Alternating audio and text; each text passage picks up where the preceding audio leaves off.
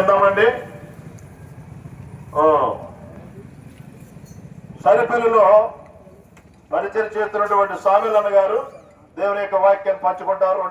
2 నిమిషాలు మాత్రమే. నవైన యేసు క్రీస్తు వారి యొక్క నామంలో దేవవరం గ్రామ పట్టణస్తులైన మీ అందరికీ కూడా శుభవందనాలు తెలియజేస్తున్నాం. ఈ విధంగా మేము కూడా రావడానికి గల కారణం ఏమిటంటే, మేము ఏదైతే పొందినామో ఆ యొక్క రక్షణ గురించి మీకు చెప్పడానికి వచ్చినాం.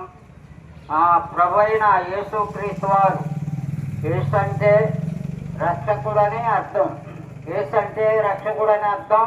తన ప్రజలను వారి పాపముల నుండి ఆయనే రక్షించును కనుక ఆయనకు రక్షకుడని పేరు పెట్టబడింది.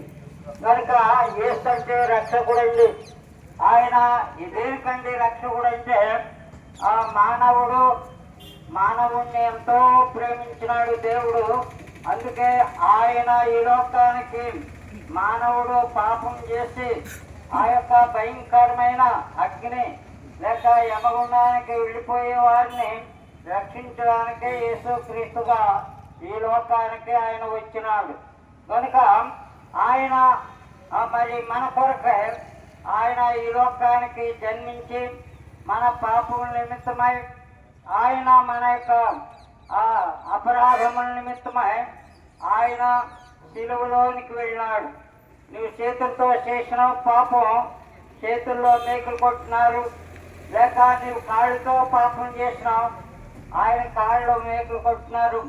నీ తలంపులతో పాపం చేసినావు, ఆయన తల మీద ముళ్ళ కిరీటం పెట్టినారు. కనుక ఆయన మన కొరకే చనిపోయినాడు. ఆయన తిరిగి 3వ దినాన్ని లేచినాడు.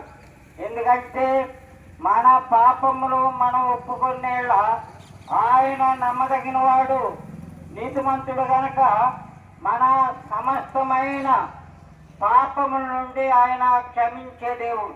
కనుక పాపం వల్ల వచ్చే జీతం మరణం. గొప్ప రక్షణ పొందుదురు. ప్రభు మిమ్మల్ని మీ కుటుంబాలని రక్షించి ఆశీర్వదించి దీవించును గాక.